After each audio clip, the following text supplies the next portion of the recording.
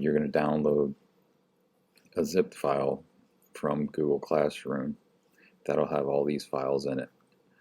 You have a pen tool guide where you could open up and you could see the different options that you have for each of the different pen tool, add anchor point tool, and then you have your delete anchor point tool and convert anchor point tool, and it will enable you to be able to complete all of the exercises here. So the first one I would start off with would be the pen tool exercise 1. I'll just drag it to my Illustrator so it would open up in there. Some of the keys that you pretty much need to know is Command plus to zoom in, Command minus to zoom out. If you're zoomed out pretty far and you're using spacebar to maneuver around, so you hold spacebar down and you click and drag. So say you can't find your page. What you do is press Command 0 and it'll come back into the frame. So the way that you start is you zoom in, press spacebar, hold it down, click and drag to bring your first one to the page. Select your pen tool, and at this point you're just clicking. Say you're clicking and you mess up and you don't know how to bring it back to the spot where you started to mess up at. What you do is you could press Command Z to undo, or you can go up to Edit, Undo Pen, Command. It's like Command Z. You can see it here. Undo Pen, Command Z, Redo Pen, Shift Command Z. So that's how you can undo certain parts. Say you're at the end here, you hit Escape, and this is your selection tool. You can grab and change the position of a shape with the selection tool, or you have a direct selection tool where you could, if you click once, you could select an individual point and change the location of that point. And you can see here there's an option to curve that point. So if you are working, and how I did that was you select the object and just hit delete. You click once, click to 2, go over to 3, holding down Shift because it constrains the angle. It's 30-degree angle. And you click. See how they have a fill here? I would get rid of the fill. So you go down here where it says none, and you click on that to get rid of that fill.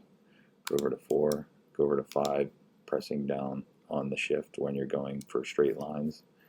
The angle here is not at 30 degrees, so you don't want to use Shift going down on the angles. Only on perpendicular and horizontal here is fine. And to end it, you just click on the end point here. So you could see the icon changes to a circle, meaning it's closing the shape. You click on that to end it. Say you have a line like this one here where it doesn't have an end. So here I'm clicking and dragging out an anchor point. I'm holding down Shift to make sure it's straight. So clicking, dragging an anchor point, holding down Shift to make that straight. Same here.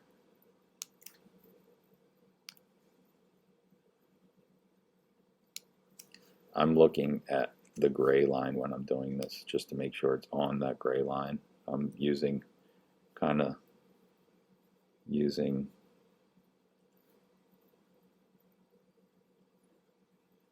that as a guide. So like when you're finished here, you could see that it's still dragging out a point and the line seems like it's finished here. So you hit Escape and that'll end your line. So here it looks like it's a little off. So I'm holding down Command to change my tool and holding down Shift so that I could just fix that. And the same with this one a little bit. So I'll hold down Command and Shift to make sure you just want to follow the directions here as you finish up these pages. So in this one, I'm just clicking, dragging out an anchor point to 2. You click once on 3, then I click on that point, drag out another anchor point to 4.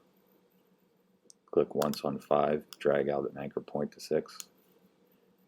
Click once on 7. So when I'm clicking with, I'm not holding the button down, I'm clicking once, and then I click again on that point and drag out to 8. So this one I'm just clicking, and then you can see again, I still have my line here, so I hit escape to end it. Command minus to zoom out. Then I have this one here. So once you're finished with this sheet, then I would go to exercise 2 and then the advanced one. And once you're finished with all 3, save it as a PDF. Like you would go here, save as, bring this down to PDF. I would save to your desktop, and you're going to upload each one of these to Google Classroom. Let me know when you're finished so that we can check and move on to the next part of the assignment.